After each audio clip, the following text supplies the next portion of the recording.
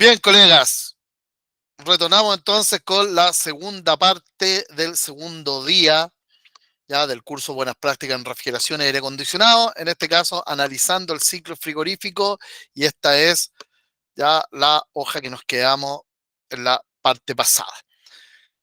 Entonces, cuéntenme si tienen alguna duda, hay alguna acotación, comentario que quieran realizar o continúo. Estamos viendo con pequeñito resumen rápidamente lo que corresponde a las temperaturas de saturación o de cambio de estado que le corresponde a la presión ya de un refrigerante en particular. Y aquí yo le estaba mostrando que podemos también obtener esa relación presión-temperatura a través de este manómetro. Así que dicho eso, continuamos.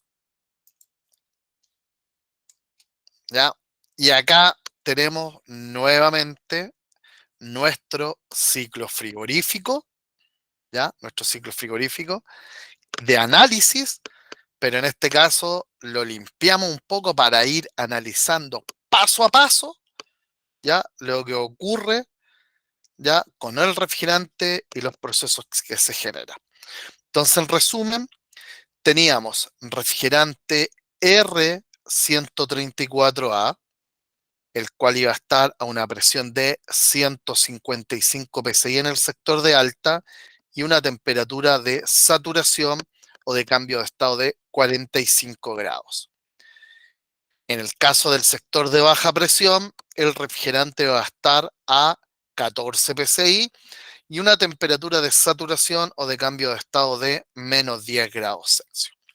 Hay una cosa ya que uno cuando eh, explica el ciclo frigorífico, hay ciertas cosas que desprecia porque la magnitud es pequeña, ¿ya? Pero sin embargo, en la realidad, ¿cierto? Se producen, y cuando el sistema no está diseñado de forma correcta pueden ser muy significativas. Yo hablé de dos grandes magnitudes de presión: la magnitud de alta presión y magnitud de baja presión, en este caso 155 psi y 14 psi respectivamente. O sea, hablé como que existieran dos valores de presión solamente en el sistema. Cuando analizamos termodinámicamente, como en este caso, las variaciones de presión desde el punto de vista mecánico las vamos a despreciar. Sin embargo, en la realidad, siempre la presión de entrada va a ser mayor a la presión de salida. Vale decir, la presión que descarga el compresor, en este caso, va a ser mayor que la presión del refrigerante en la entrada del dispositivo de expansión. Nosotros por el momento, y de hecho siempre se hace de esta forma, estamos solamente asumiendo que hay dos grandes magnitudes de presión: alta presión y baja presión. Pero sin embargo, en la práctica y producto del roce que tiene el refrigerante con las tuberías, la tubería tiene cierto coeficiente de rugosidad, el roce, las propiedades de viscosidad de los fluidos, la velocidad, el diámetro de la tubería, la longitud, todo influye en la caída de presión, ¿ya? De hecho, la caída de presión y la velocidad del refrigerante son conceptos que nosotros consideramos al momento de diseñar un sistema, ¿ya? Acá lo vamos a despreciar porque si esto está bien diseñado, la diferencia en la presión es despreciable y es un par de PSI, que a todo esto ya se cuantifica a través de caída de presión en temperaturas saturadas. ¿Ya? Es despreciable si está bien diseñado, más si es un equipo compacto, ya por lo cual nosotros, y como se hace frecuentemente, lo que vamos a hacer es despreciar entonces esa caída de presión y vamos a asumir que todo el sector de alta presión se encuentra a 155 psi y todo el sector de baja presión a 14 psi.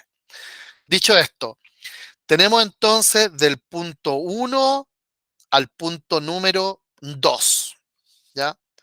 Primero que todo, en el punto 1, ¿cuál va a ser el estado del refrigerante gaseoso en la descarga del compresor? Refrigerante en estado gaseoso. ¿Cuál va a ser la presión? 155 psi. ¿Cuál va a ser la temperatura de saturación correspondiente a la presión?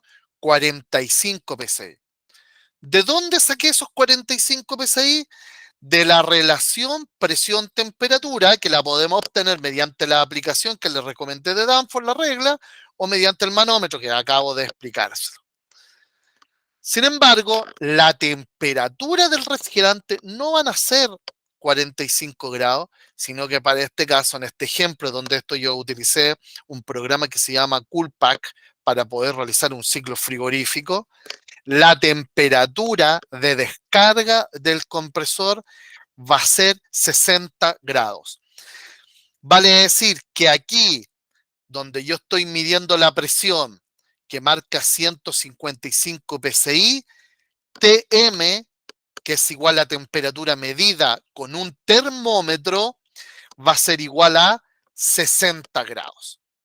Recuerdan que les comenté que siempre que exista refrigerante en estado gaseoso dentro del sistema, dentro del circuito, ese refrigerante va a estar en una condición de sobrecalentamiento. Y aquí se cumple totalmente el concepto de sobrecalentamiento que se refiere a un refrigerante en estado gaseoso que está a una temperatura mayor que la temperatura de saturación que corresponde a la presión. Refrigerante que está a una temperatura de 60 grados, que es mayor que la temperatura de saturación, 45 grados, que corresponde a la presión de 155 psi. Entonces, las resultantes de esa temperatura más elevada nos entrega un valor de sobrecalentamiento de 15 grados, que es la diferencia entre la temperatura medida y la temperatura que corresponde a la presión. Entonces, tenemos el refrigerante en el punto 1 a una temperatura mayor que la temperatura de saturación que corresponde a la presión. El refrigerante entonces va avanzando de izquierda a derecha, ese es el sentido, desde la descarga del compresor hacia la aspiración del compresor. ¿Y qué es lo que va a ocurrir desde el punto 1 al punto 2? Y hago otra pregunta previa. En el punto 1, ¿inmediatamente comienza la condensación del refrigerante? ¿Qué me dicen ustedes? ¿Sí o no? ¿Comienza inmediatamente la condensación del refrigerante en el punto No. 1? No, definitivamente no. ¿Por qué? Porque el refrigerante está a una temperatura mayor que la temperatura de cambio de estado, que es 45 grados. Por lo cual, de 1 a 2, pueden observar ustedes que a medida que el refrigerante circula por la primera parte del condensador, y ya hablamos al respecto, que esta parte está destinada al desobrecalentamiento, vale decir, la liberación de calor sensible que se manifiesta en una disminución de temperatura. Entonces, desde el punto 1 al punto 2 no existe cambio de estado, pero sí existe una disminución de la temperatura, desde 60 grados hasta 45 grados, que sería el punto número 2. De 1 a 2, desobrecalentamiento, disminución de temperatura, liberación de calor sensible. Recién en el punto número 2 comienza el cambio de estado de gaseoso a líquido. Podemos ver que en el punto número 2 dice 100% de vapor, ¿ya? De hecho, ese es vapor saturado, una condición donde está el refrigerante en estado gaseoso, ya en condición de vapor, a la temperatura que le corresponde el cambio de estado. Termodinámicamente, ese punto existe, en la práctica es imposible de poder identificarlo. Por lo cual, ese es uno de los fundamentos, tanto el líquido saturado como el vapor saturado, es uno de los fundamentos, ¿ya? Que yo les digo, es uno de los fundamentos para yo indicarle a ustedes de que en un circuito frigorífico, en un sistema de refrigeración de aire acondicionado, recuerden que tenemos el refrigerante en dos estados, ya tres condiciones: estado gaseoso, sobrecalentado, que ocurriría del punto 1 al punto 2, que se generó el desobrecalentamiento; estado líquido, condición de subenfriado, todavía no llegamos a eso; y la condición de mezcla líquido gaseoso. De hecho, como les dije, este punto, el punto 2 es un punto termodinámico que uno puede identificarlo desde el punto de vista termodinámico, señalarlo. En la práctica es imposible de poder identificarlo. Pero del punto 2 hasta el punto 3, ¿ya? Según el diagrama que estamos observando, se produce el cambio de estado de gaseoso a líquido, producto de la liberación de calor del refrigerante al medio condensante, al aire. El refrigerante rechaza calor, se condensa de gaseoso a líquido desde el punto 2 hasta el punto 3, y recuerden que desde el punto 2 hasta el punto 3, como hay involucrado ya un cambio de estado, es calor latente lo que libera el refrigerante. Y observen algo en particular: en todas las temperaturas que nosotros podemos observar en el gráfico, establecidas entre el punto 2 y el punto 3, la temperatura permanece constante a 45 grados, que correspondería a la temperatura de cambio de estado, ¿ya? Según la relación presión-temperatura, vale decir la temperatura de cambio de estado, que corresponden a esos 155 PSI. Se fijan entonces, de 2 a 3, cambio de estado de gaseoso a líquido, liberación de calor, calor latente. Si en el punto 2 nosotros teníamos vapor saturado, en el punto 3 tenemos líquido saturado. ¿Qué diferencia de presión existe entre el punto 2 y el punto 3? Ninguna. La presión va a ser 155 PSI, va a haber alta presión, vale decir, fíjense bien, podemos tener refrigerante en estado gaseoso a alta presión, pero también refrigerante en estado líquido a alta presión. Cuéntenme, colegas, hasta aquí si tienen alguna duda. Tenemos de punto 1 al punto 2 de sobrecalentamiento, disminución de temperatura; del punto 2 hasta el punto 3, cambio de estado de gaseoso a líquido, liberación de calor latente, seguimos a la misma magnitud de presión. Cuéntenme, colegas, hasta aquí, ¿alguna duda?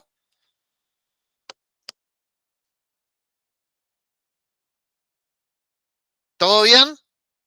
Paso a paso. Entre paréntesis, quiero decirle algo, ¿ya? Quiero decirle algo. Gracias, Jordan. Cuando trabajen con refrigerantes, lo más peligroso es el refrigerante en estado líquido a alta presión. Bien, Eduardo, muy bien.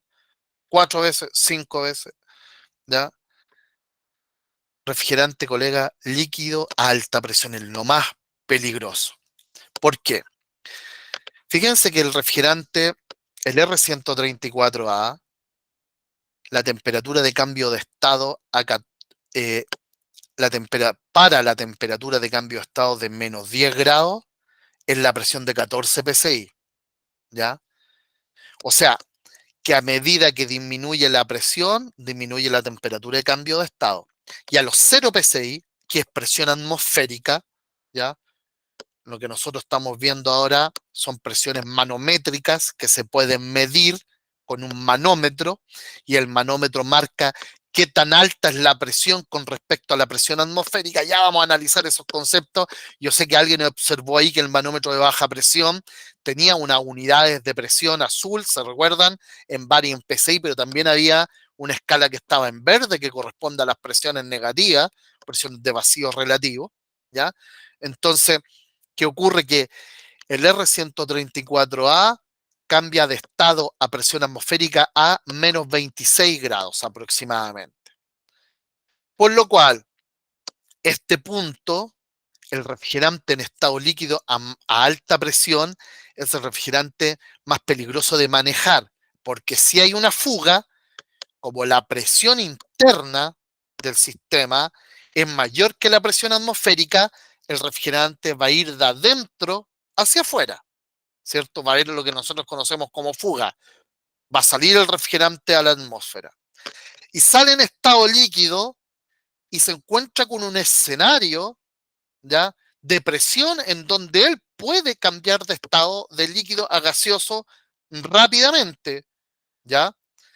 Entonces, si yo pudiese observar una fuga de un equipo ya de líquido a alta presión, podría observar que sale el refrigerante en estado líquido y más o menos unos 60, 70 centímetros ya no es observable el refrigerante porque el líquido, ¿cierto?, se evapora al estar a una temperatura y una presión lo suficientemente apta para generar ese cambio de estado. Pero si ustedes, ya, por accidente, están cerca de ese foco donde está fugando el líquido a alta presión y les llega en la cara, en las manos, ya es sumamente peligroso.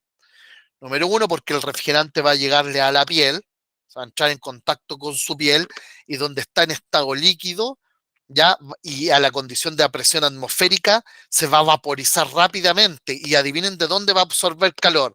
Efectivamente, del lugar donde hizo contacto con usted, puede ser de la piel, de las manos, de los brazos, de los ojos, y al absorber calor, ¿qué es lo que va a ocurrir?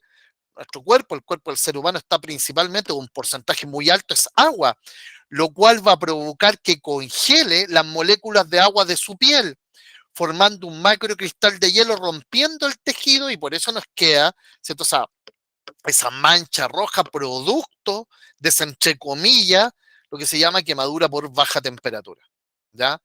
Y además tenemos que adicionar que el refrigerante en estado líquido va a salir mezclado con aceite. Se fijan que nosotros aquí solamente estamos analizando, ya solamente estamos analizando ciclo termodinámico con las variaciones, ya las variaciones de estado de temperatura del refrigerante, pero quiero que sepan que no es únicamente el refrigerante lo que va circulando ya por el sistema de refrigeración de aire acondicionado, sino que es refrigerante más aceite.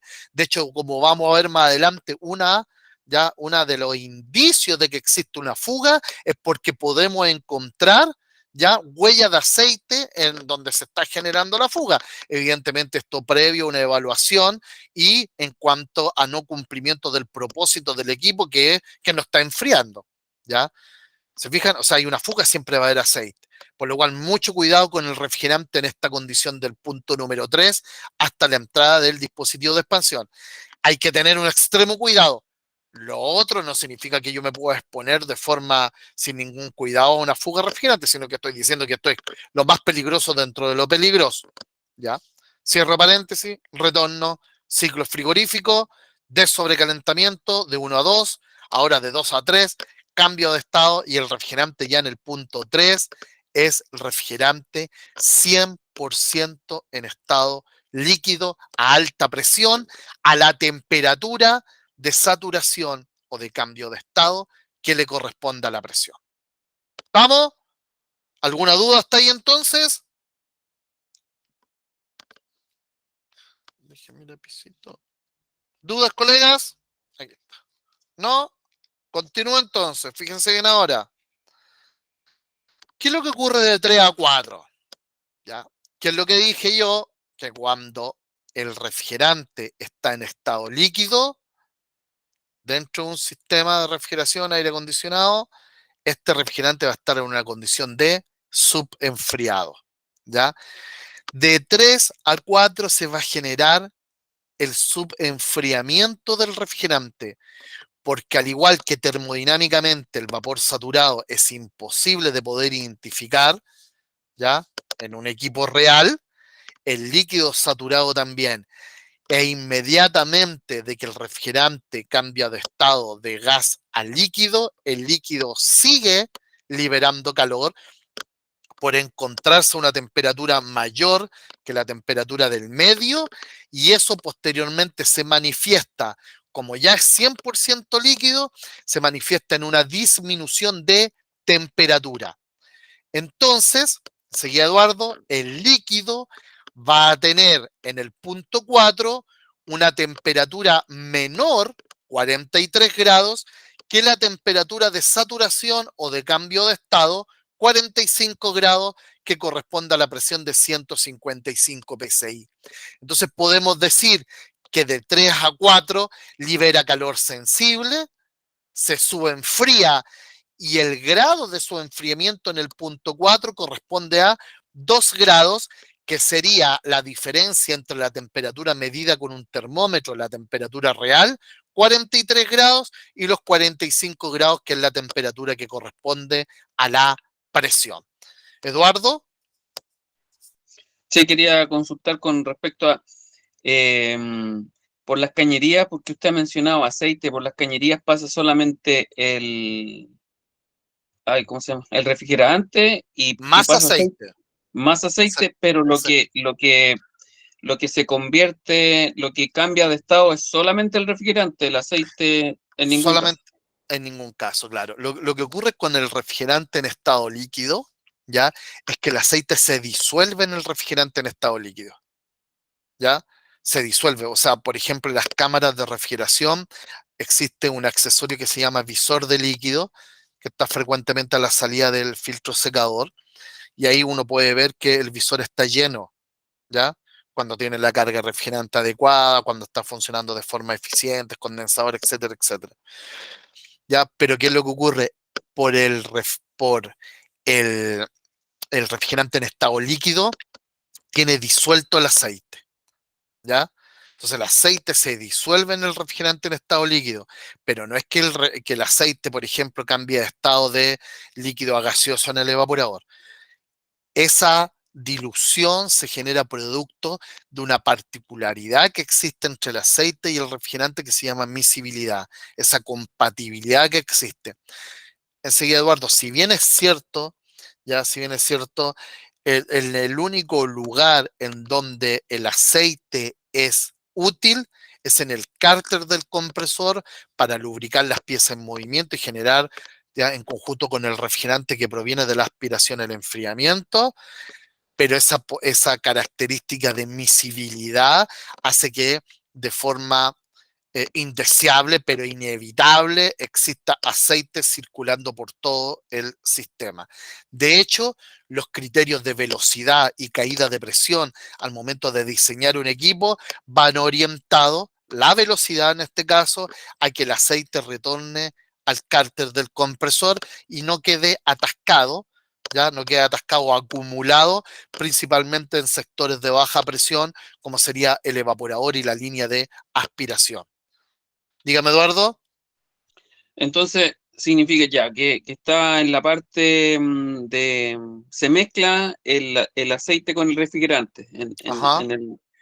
podríamos decir que en el 3 y 4, ¿cierto? ¿Sí? ¿Está bien? Sí, sí, Eh, ¿Sí? Porque van líquidos ambos. sí. Entonces significa que que en el transcurso de la salida del compresor, en la zona 1 va como gas el refrigerante y el líquido de aceite van juntos, digámoslo de alguna forma, a la vez, circulando por las Claro, cañerías hasta llegar al 3 y a 4 que se unen.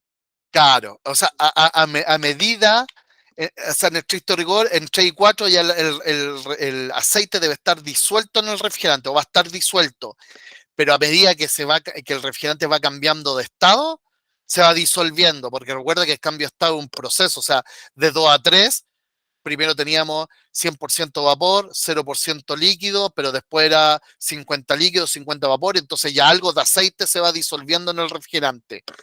Pero como bien tú dices, en el punto número 1, si nosotros pudiésemos abrir ahí y sacar una foto, va el refrigerante en estado gaseoso y va el aceite como en estado líquido, ya separados. Pero la presión del refrigerante en conjunto de su velocidad va a hacer que el aceite vaya circulando. Eso, Eduardo. Súper. ¿Alguna otra duda?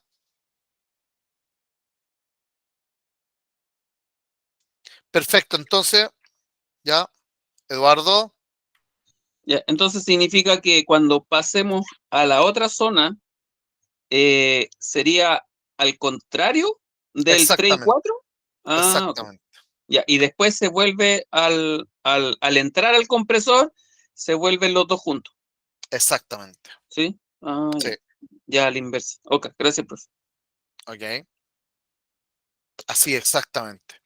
Pero como digo, un tema que es indeseable porque el aceite genera resistencia a la transferencia de calor, entonces hay problemas asociados con aceite acumulado en evaporadores, por ejemplo, y esto se da más en cámaras de refrigeración, ¿ya? En cámaras de refrigeración, cuando la unidad condensadora está por sobre el evaporador, vale decir el compresor, cuando es condensador por sobre el evaporador, hay que tener ciertas medidas en cuanto al diseño de la selección del diámetro de las tuberías. Nosotros en refrigeración y aire acondicionado, recuerden, estimados colegas, trabajamos con tuberías, no cañerías. La tubería se mide por diámetro exterior, la tubería por diámetro exterior, bien digo, y la cañería por diámetro interior. Entonces trabajamos con tuberías. La selección de diámetros de tuberías debe estar acorde para provocar la velocidad suficiente para que el aceite que está en el evaporador a baja presión suba nuevamente al compresor. De lo contrario, si queda acumulado, va a generar un problema en cuanto va a provocar una disminución de presión, falta de enfriamiento y pudiese llegar a fallar el compresor si no dispone de ningún dispositivo de seguridad que lo proteja por un bajo nivel de aceite. O sea, el compresor se podría atascar. Eso es, colega. ¿Estamos, mis colegas? ¿Alguna otra duda?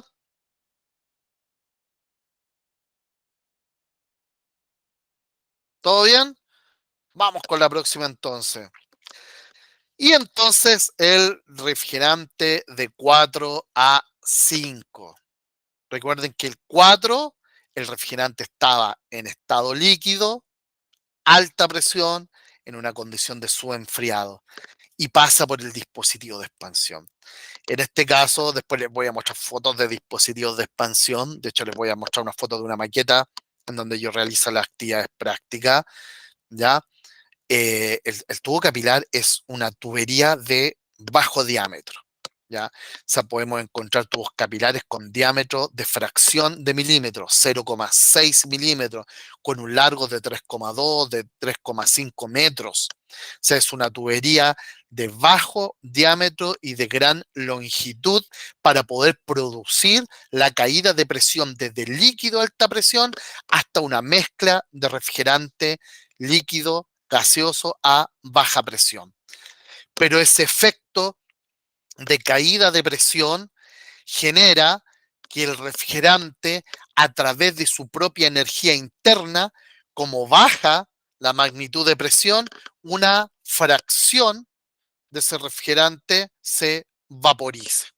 ¿Ya? Se vaporice. Esa es la causa en conjunto con la variación de volumen, porque fíjense que tenemos una fracción de milímetro, sale el refrigerante y después pulverizado en una tubería que, si bien es cierto, también puede ser de bajo diámetro, como por ejemplo un cuarto, pero sin embargo, de igual manera se genera esa variación de volumen, lo cual favorece también ya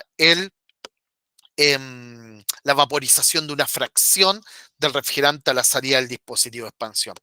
Estimado, este efecto es totalmente inevitable en cuanto a dispositivos de expansión utilizados en refrigeración y aire acondicionado. Y nunca va a existir refrigerante 100% en estado líquido a baja presión a la salida de cualquier dispositivo de expansión, ya sea desde una válvula de expansión electrónica, una válvula de expansión termostática o hasta la forma más básica de un dispositivo de expansión que es el tubo capilar. Sí podemos observar una cosa, que la temperatura de saturación del refrigerante a la salida del dispositivo de expansión es igual a la temperatura, ¿ya? A la temperatura de, admito ahí, a la temperatura de cambio ya de estado correspondiente a la presión. Entonces, de aquí ya sale a la temperatura listo para empezar a absorber calor y realizar el proceso de enfriamiento. Es por esa causa que siempre está el dispositivo de expansión e inmediatamente a la salida del dispositivo de expansión se encuentra el evaporador. No podemos tener un capilar y 3 metros más allá, por ejemplo, el evaporador. ¿Por qué? Porque el refrigerante, al estar ya a la temperatura de cambio de estado, va a comenzar a absorber calor y evidentemente va a cambiar de estado de líquido a gaseoso, y eso va a ser indeseable, puesto que en el evaporador es en donde se genera el proceso de enfriamiento. En una cámara de refrigeración, el único lugar donde podemos encontrar el dispositivo de expansión es en el evaporador. Sale el refrigerante de la válvula de expansión y está inmediatamente el evaporador. El único lugar, pero por un efecto práctico que yo he visto, la válvula de expansión fuera, es en unas cámaras mortuorias que se ubicó sobre el techo, ¿cierto? De la cámara de refrigeración. En realidad no era una cámara, era un mueble, ¿ya? Donde se almacenaban los cadáveres, entonces por un efecto práctico de tener un acceso más fácil al dispositivo de expansión. Evidentemente lo que pudo haberse perdido ahí en refrigeración es un beneficio más al no tener un acceso fácil, ¿cierto?, al dispositivo en el caso de una falla, pero es como el único ejemplo que les puedo dar en donde puede haber una separación entre el dispositivo de expansión y el evaporador, pero ahora tampoco eran 30 metros, o sea, una distancia de unos 40, 50 centímetros, y esa debe ir aislado además, porque si no aíslo la tubería térmicamente, va a absorber calor y se va a vaporizar parte del refrigerante, de ese, en este caso, 65% de líquido, que yo quiero que se vaporice en el evaporador para absorber calor de la carga térmica del producto, del aire, y con eso mantener el nivel de temperatura que requiere mi proceso. ¿Ya? Entonces ya tenemos a la salida del dispositivo de expansión. El dispositivo de expansión, colega, por ejemplo, las válvulas de expansión termostática o electrónica trabajan en función del sobrecalentamiento a la salida del evaporador. De hecho, una válvula de expansión es capaz de modular, abrir o cerrar, para inyectar al evaporador la cantidad de refrigerante necesario para realizar el proceso de enfriamiento y obtener a la salida del evaporador un valor de sobrecalentamiento que asegure el aprovechamiento máximo del evaporador en calor latente, no en calor sensible. Recuerden que el calor latente involucra una mayor absorción de calor con respecto al calor sensible, pero además evitar de que exista mezcla de refrigerante viajando hacia el compresor. Así que es muy importante. En el caso del capilar, este dispositivo de expansión que es de orificio fijo, de longitud fija, ¿ya? ¿Cómo nos aseguramos nosotros de un funcionamiento óptimo que nos retorne líquido al compresor? ¿O cómo minimizamos ese efecto? Porque pueden haber otras variaciones ya en las condiciones de funcionamiento, alguna anomalía que pueda provocar un retorno líquido al compresor. Algo muy importante, y así como los manómetros no pueden faltar, ya es imposible que exista un técnico en refrigeración sin manómetro, árbol de carga, ese conjunto de manómetros de baja presión y de alta presión. No puede faltar la balanza. O sea, hoy en día es muy importante que nosotros como técnicos contemos con una balanza para cargar el refrigerante al equipo. Por ejemplo, Bicicooler, ya conservadoras, todos los equipos terminados en fábrica especifican en su placa característica la cantidad de refrigerante necesaria para cargar. 200 gramos, por ejemplo, de 134A. Y como vamos a ver más adelante, los refrigerantes, les comenté yo que la 134A es una HFC, ¿ya? Pero no daña la capa de ozono, pero sí aporta al calentamiento global. Mañana, cuando hablemos de refrigerante, nos vamos a dar cuenta de esta suerte de revolución que existe ya con los refrigerantes, y en la mayoría de las aplicaciones domésticas, comerciales, ligeras, en donde se utilizaba el R134A, en la actualidad va existiendo una variación y se va orientando al uso de refrigerantes que no generen ningún efecto ya medioambiental al ser liberado a la atmósfera. Y bajo esa característica es que está siendo cada vez más masivo, por lo menos en Chile, en otros países europeos mucho más, ¿ya? La utilización de refrigerantes inflamables, tales como el R290, que es propano, o el R600A, que es isobutano. Y los refrigerantes inflamables deben cargarse de forma definitiva mediante la utilización de una balanza, ya que las cargas de refrigerantes son muy pequeña, por ejemplo, aproximadamente entre un 50 y un 60% de la carga de refrigerante que debería contener un equipo de igual capacidad con 134A. Por ejemplo, un refrigerador doméstico en una aplicación determinada que utilizaba 100 gramos con 134A, hoy en día se utiliza para ese mismo volumen y capacidad de enfriamiento R600A, que es isobutano, un hidrocarburo, utiliza aproximadamente entre 50 y 55 gramos, por lo cual una sobrecarga de esos refrigerantes va a ser que posible que se dañe de forma más acelerada el compresor que con respecto al 134A. La precisión en la carga es muy importante para mantener todas las condiciones de funcionamiento, ¿ya? Entonces, eso es lo importante de los dispositivos de expansión. Aquí con capilar, la válvula de expansión termostática electrónica modulan.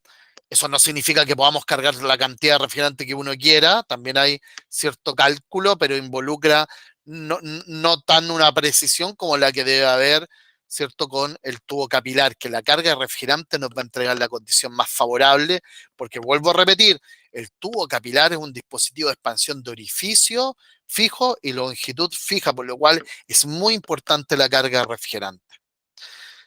Dicho eso, a la salida entonces del dispositivo de expansión, como comentamos anteriormente, el refrigerante va a estar en una condición de mezcla a la condición de temperatura de cambio de estado que corresponde a la presión, listos para absorber calor de la carga térmica y de esa forma generar el proceso de enfriamiento. Y podemos ver entonces cómo evoluciona de 5 a 6, ¿ya? En 5 teníamos 35% de vapor y 65% de líquido. Ese 35% de vapor, recuerden que se genera por el efecto de expansión, ¿ya? Por el proceso de expansión en el dispositivo de expansión y la caída de presión desde el líquido a alta presión en condición de subenfriamiento hasta la condición de mezcla a baja presión a la temperatura de saturación o de cambio de estado que corresponde a la presión de 14 psi. Entonces, de 5 a 6 se absorbe calor, ¿ya? Calor latente, cambio de estado. El refrigerante, fíjense bien, entonces, a medida que circula por el evaporador, va cambiando de estado hasta llegar al punto 6, donde el refrigerante va a estar 100% en condición de vapor, en estado gaseoso. ¿A qué temperatura? A la temperatura de saturación que corresponde a la presión. Vale decir el punto 6, y al igual que el caso en el condensador, es una condición termodinámica que es imposible de poder identificar en la práctica, pero aquí ya la indicamos que corresponde a la condición de vapor saturado. Acá se evaporó hasta la última gotita de refrigerante en estado líquido que ingresó al evaporador a través del dispositivo de expansión. Hasta el punto número 6, el refrigerante ha absorbido calor para el calor latente que generó el cambio de estado de líquido a gaseoso, ¿ya? Realizó el proceso de enfriamiento y todo esto a una temperatura constante como los cambios de estado que hemos estado analizando nosotros para un refrigerante puro como en el caso del 134. Colegas, ¿hasta aquí alguna duda?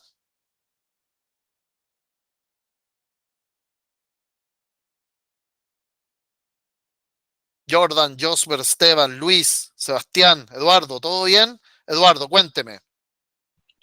Y ahí entonces en el punto 6 era lo que hablábamos al principio del punto 1 con el aceite. Ahí se juntarían, si lo Ahí se pudiéramos ver, separan, como usted dice, o sea, ahí se, ahí se separan, claro, claro, ahí ahí se ten- separan, iría como por la tubería, iría claro, el aceite por, por gravedad, iría por abajo y lo va siguiendo, así como un fantasma lo va siguiendo el gas, o sea, ¿cierto? sí, o sea, no es que lo vayas siguiendo, recuerda que esto es un ciclo completo, siempre está todo pasando al mismo tiempo, no Sí, a eso es me refiero, algo sí, sí, sí, individual, sí, claro, claro. claro, por Pero esa es diferencia. como la dinámica, ¿sí? Exactamente, por Ah, diferencias ok. de densidades, el Claro, claro. aceite tiende en las tuberías horizontales a depositarse en la parte inferior.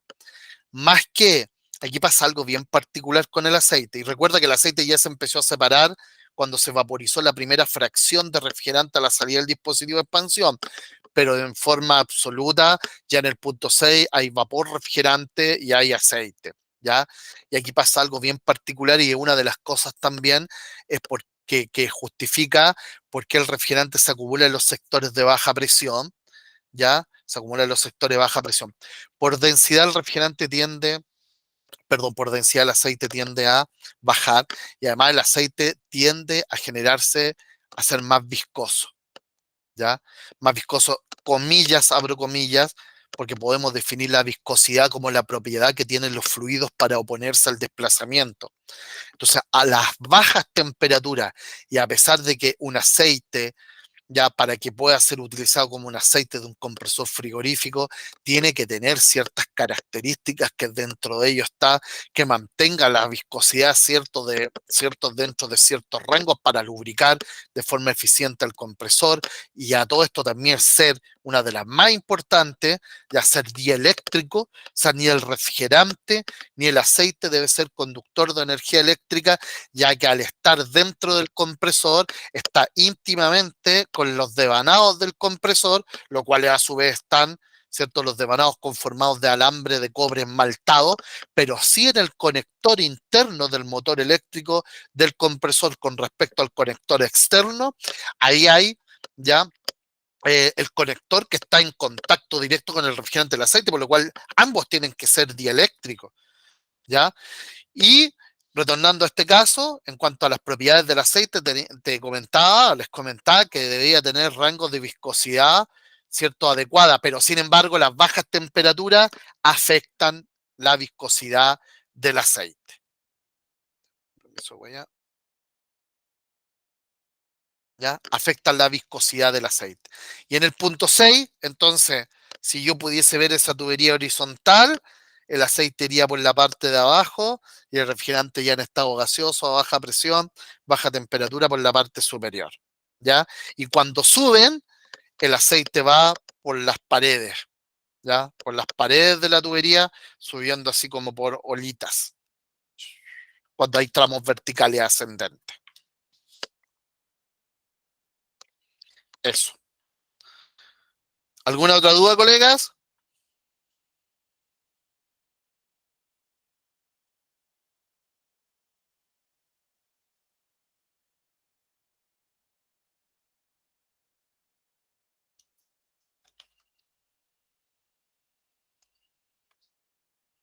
¿Todo bien?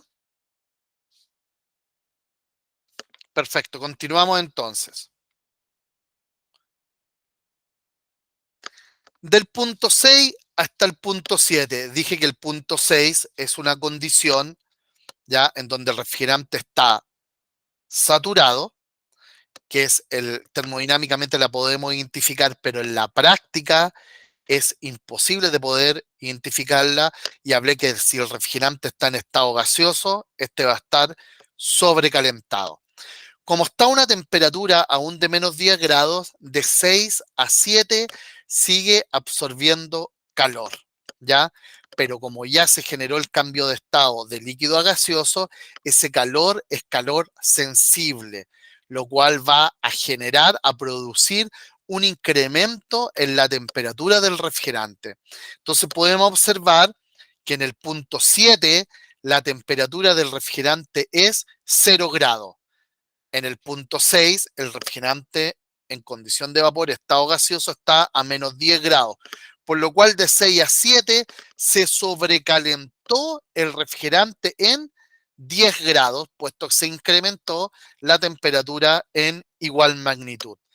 En el punto número 7, entonces, el refrigerante está en estado gaseoso, ¿ya? El refrigerante está en estado gaseoso, en una condición de baja presión y además sobrecalentado, listo para ingresar entonces al compresor como en esa condición de baja presión. Entonces, ahora el refrigerante ya ingresa al compresor a la presión de 14 psi a una temperatura de 0 grado, sobrecalentado, el compresor aspira ese refrigerante proveniente del evaporador. De hecho, si nosotros pudiésemos analizar un gráfico de límites de aplicación de los compresores, tenemos que los compresores tienen ciertos valores aceptables de sobrecalentamiento en la aspiración, ¿ya? ¿Esto por qué? Internamente el compresor tiene un motor eléctrico. ¿Se recuerdan lo que hablamos ayer en cuanto a que el motor eléctrico transforma energía eléctrica en un trabajo mecánico, pero de forma inevitable hay un porcentaje que se transforma en calor, producto de la degradación de la energía? O sea, si la energía se va a transformar en otro tipo de energía que no sea calor, siempre va a haber un porcentaje que de igual forma se va a transformar en calor. Entonces, internamente, el motor eléctrico ya genera calor, incrementa su temperatura. Entonces, el refrigerante que proviene del evaporador a baja presión y baja temperatura con un grado de sobrecalentamiento, además tiene la finalidad de enfriar internamente el motor del compresor antes de ingresar a la cámara de compresión y nuevamente ser comprimido, elevando su presión y descargándolo nuevamente hacia el condensador.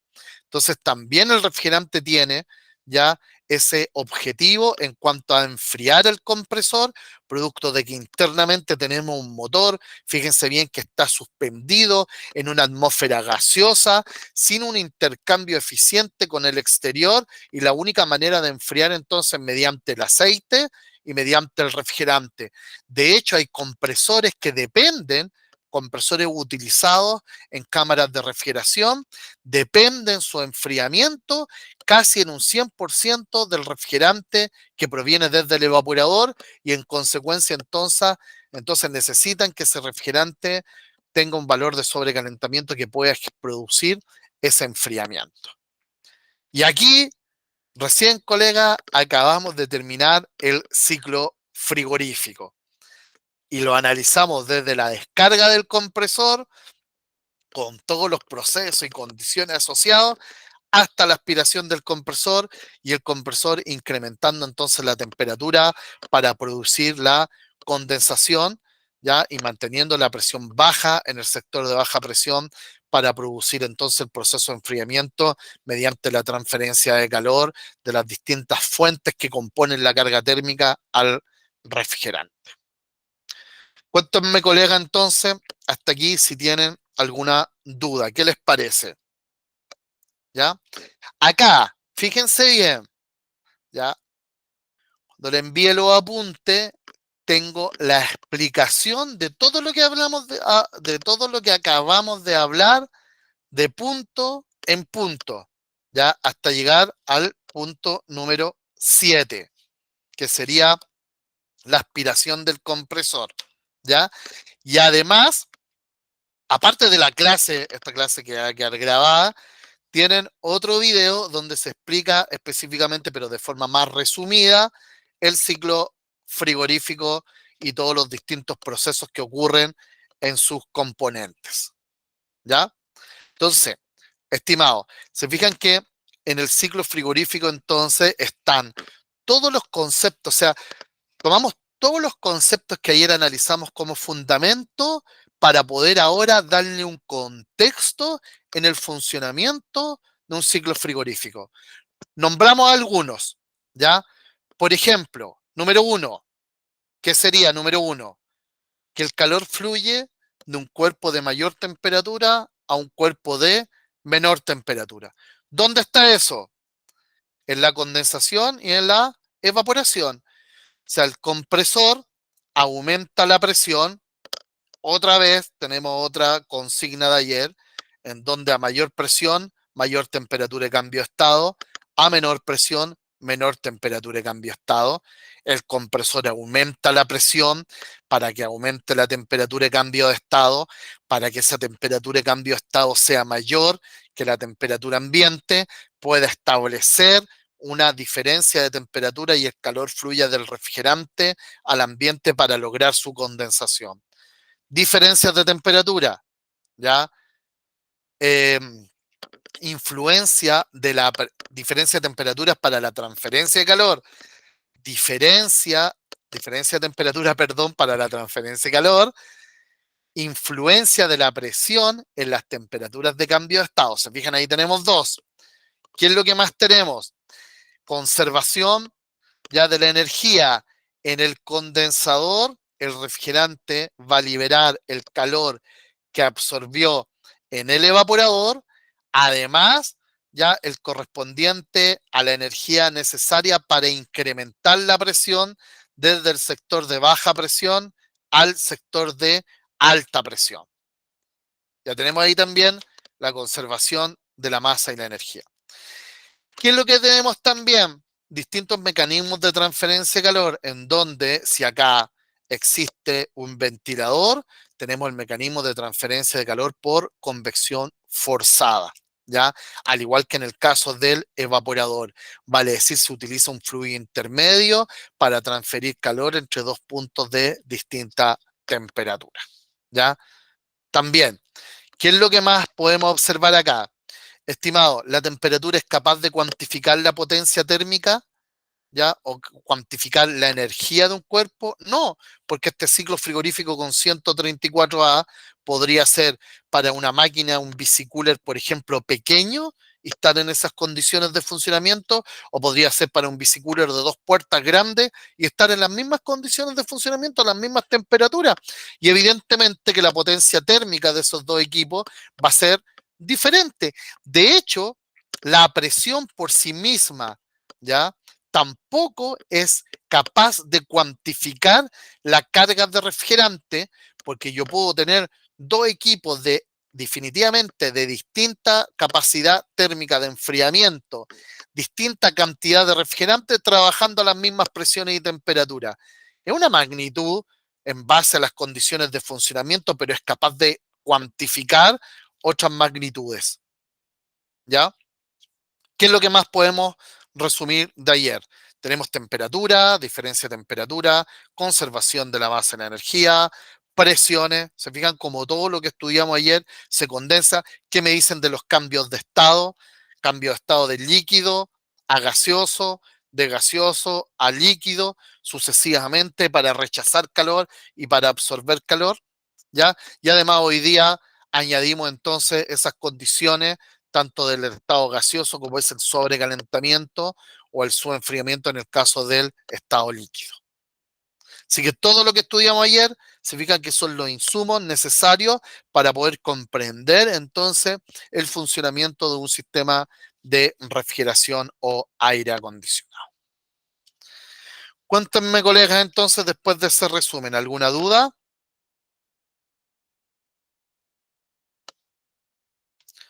Entonces ahí tenemos un excelente resumen del funcionamiento.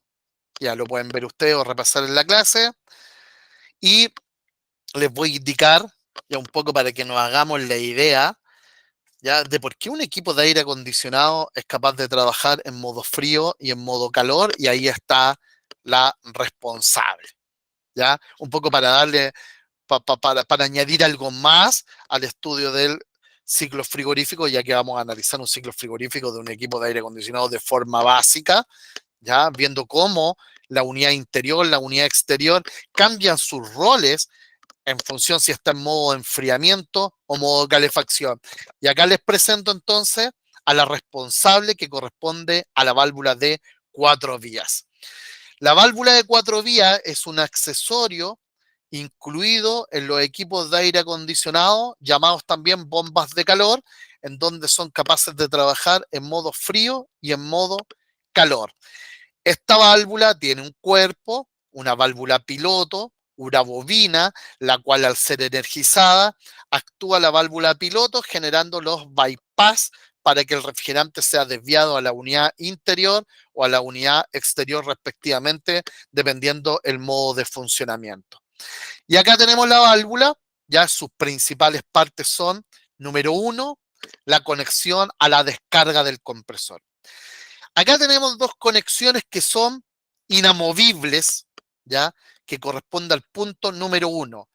siempre el punto número 1 de la válvula reversible va a ir conectada a la descarga del compresor, así como el punto número 3 a la aspiración del compresor. Siempre el compresor va a descargar al número 1 y va a aspirar desde el número 3. Internamente, ya internamente está esta pieza que genera entonces el flujo de refrigerante, el puente entre 4 y 3 o 2 y 3. Y en este caso, ya el puente indica la conexión entre el punto número 3 y el punto número 4. Cuando se energiza la bobina, ya la bobina de la válvula de 4 vías, donde casi en su totalidad, no quiero ver, deben existir excepciones a lo mejor, ¿ya? Pero frecuentemente, casi siempre, la válvula de 4 vías al energizar la bobina pasa el equipo a modo de calefacción, ¿ya? Entonces, al momento de que se energiza la bobina de la válvula de 4 vías, la válvula piloto genera la modificación de este puente y ya no hay conexión entre 4 y 3, sino que la conexión va a estar establecida ya para el circuito frigorífico, para el flujo de refrigerante entre el punto 3 y 2. Veamos entonces ya en el diagrama cómo funciona esta válvula de 4 vías o cuál es el efecto que podría tener, más o menos para que nos imaginemos ya cómo un equipo de aire acondicionado, ya bajo los mismos principios, ojo con esto, bajo los mismos principios que hemos analizado del ciclo frigorífico en cuanto a los cambios de estado, temperatura y presiones, es capaz este equipo de poder proveer dos propósitos totalmente distintos que son el enfriamiento y la calefacción. Vamos a ver el circuito del refrigerante en modo frío, partiendo de la descarga del compresor. La bobina está desenergizada. Eduardo, Sí, ay, ¿cómo se llama? Esta válvula de 4 vías se encuentra en la en los, unidad exterior. sí, pero se encuentra en los equipos on-off, en split, digamos, se encuentra en on-off y en inverter Sí, o, en ¿sí? ¿En on-off y en ambos? inverter, e independiente de la tecnología, Ah, ok, ya. si es on-off o inverter. Lo que cambia un equipo on-off inverter, bueno, aparte de toda la electrónica asociada, etcétera, ya el dispositivo de expansión que frecuentemente los equipos inverter, y no he visto equipo inverter que no tenga válvulas de expansión electrónica, no utilizan un tubo capilar. ¿Ya? Los equipos inverter entonces al modificar el flujo de refrigerante que mueve el compresor, necesariamente utilizan una válvula de expansión electrónica para poder adecuar el flujo de refrigerante. Pero la válvula de 4 vías es independiente si el equipo es on-off, convencional o es inverter, en la que genera en ambos casos ya que se modifique el modo frío o el modo calefacción. Entonces, colegas, fíjense acá, tenemos la descarga del compresor. Le dije que la descarga del compresor ingresaba por la parte superior, ¿cierto?, de la válvula, ¿ya? Aquí después se fijan que hay unos canales que estos son una especie de tubos capilares, pero no como dispositivo de expansión, ¿ya? Sino que forman parte de la válvula piloto. Pero voy a analizar inicialmente el flujo de refrigerante. Entonces, por acá va la descarga, ¿ya? Por acá va la descarga. Y sale ahora por el punto número 2. ¿Sucedemos? Se fijan, entra por 1, sale por 2. Y se va a la unidad exterior. Y en la unidad exterior, en modo frío, es el condensador. ¿Se fijan? El refrigerante se condensa, pasa por el dispositivo de expansión, baja la presión y se va a la unidad interior, en donde está realizando el enfriamiento del aire.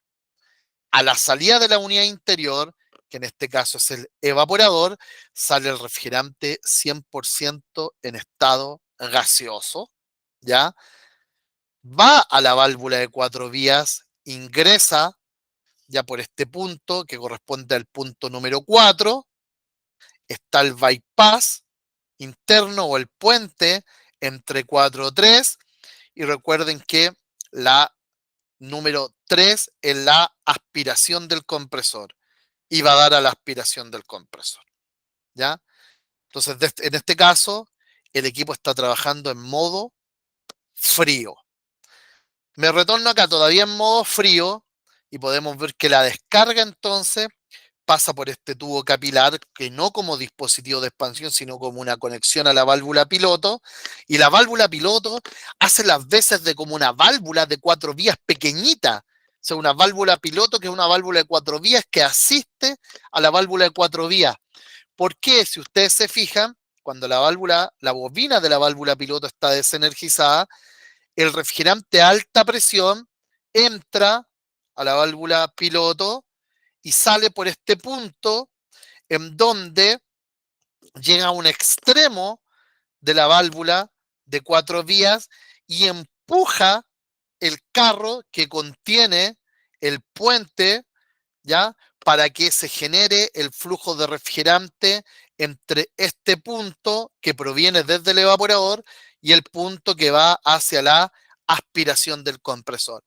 Vale decir, una válvula piloto servoasistida que se aprovecha de la misma presión del refrigerante para mover ese carro y generar entonces las desviaciones del refrigerante en modo frío o en modo calor, según corresponda. Energizamos ya la bobina de la válvula piloto que corresponde a la válvula de 4 vías, vale decir, activamos el modo calefacción. Y fíjense lo que ocurre ahora entonces. La descarga del compresor no ha cambiado, ¿ya? La descarga del compresor no ha cambiado e ingresa por la parte superior de la válvula. Sin embargo, al energizar la bobina de la válvula piloto, ahora parte de esa descarga de refrigerante, ya no va a dar a este costado de la válvula, sino que va a dar al otro costado de la válvula. Entonces empuja el carro que contiene la derivación interna hacia el otro extremo. De tal forma, se fijan, este carro estaba acá, ahora lo pasamos a modo calefacción, cambio acá. Por lo cual el refrigerante ahora de la descarga del compresor ya no va a dar a la unidad exterior en donde hacía las veces en modo frío de condensador, sino que va a dar a la unidad interior. Y en este caso entonces la unidad interior es el condensador y va a liberar calor el condensador para producir la calefacción.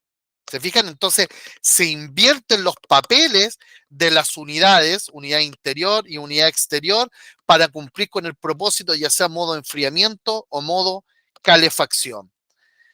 A la salida de la unidad interior, que es condensador, el refrigerante está en estado líquido, alta presión, pasa por el dispositivo de expansión y va a dar al evaporador, que en este caso sería la unidad exterior. Entonces, en el evaporador se absorbe todo el calor, o se absorbe calor del ambiente para que el refrigerante se evapore, pase de líquido a gaseoso, la fracción de líquido a la salida del dispositivo de expansión pase a gaseoso. A la salida de la unidad exterior, el refrigerante va a ser 100% en estado gaseoso sobrecalentado. En este caso, en calefacción, la unidad exterior es el evaporador.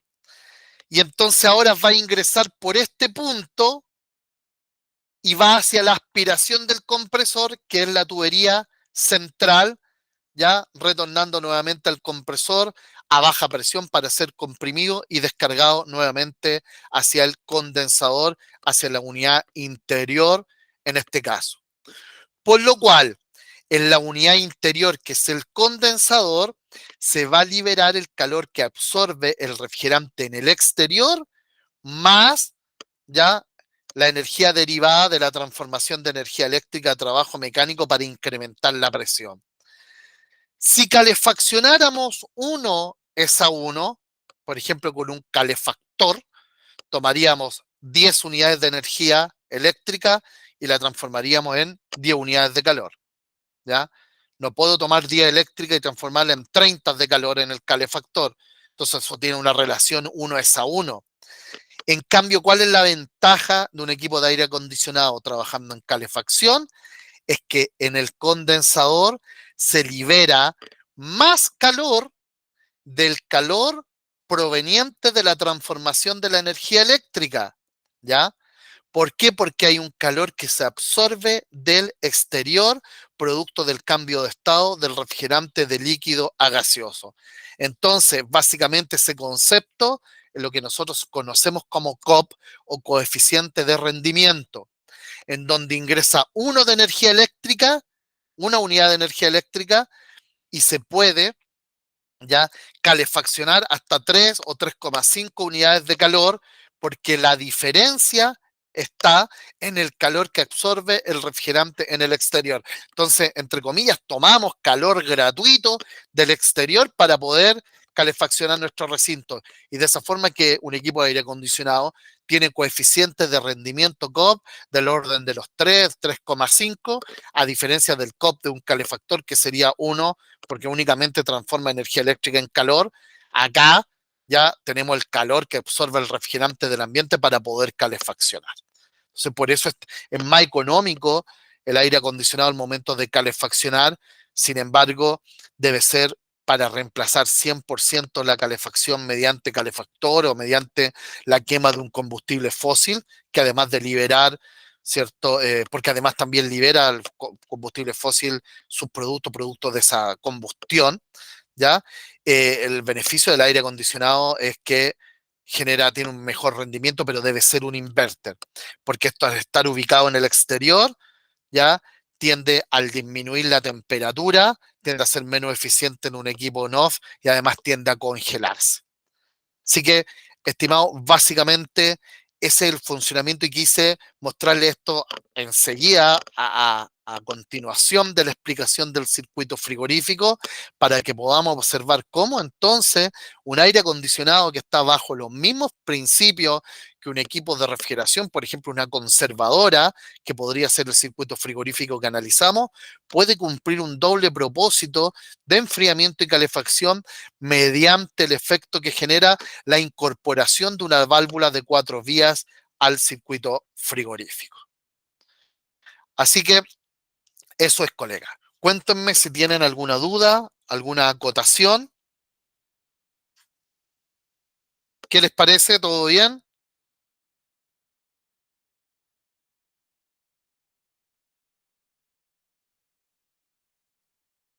Muchas gracias, Eduardo. Los demás colegas, ¿alguna duda?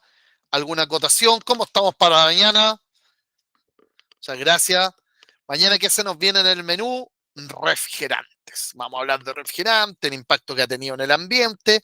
Y yo hablo del impacto que ha tenido el ambiente en los refrigerantes principalmente para justificarle y para que ustedes entiendan por qué se van a encontrar en el mercado con distintos refrigerantes, que hay una evolución, que no el 134, que el 507 o el 404A se está ocupando lo menos posible, porque está el propano, el isobutano, el aire acondicionado, el R32.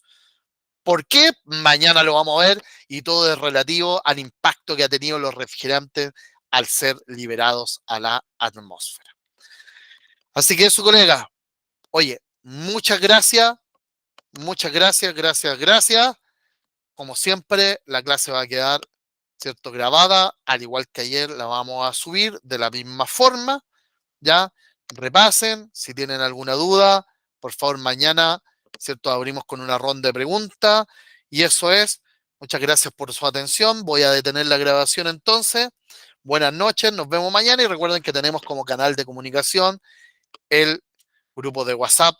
Así que sin nada más que decir, no sé si alguien tiene algún comentario o alguna duda para cerrar, daríamos por concluido, ¿cierto?, la jornada del día de hoy. ¿Todo bien entonces? Detengo la grabación.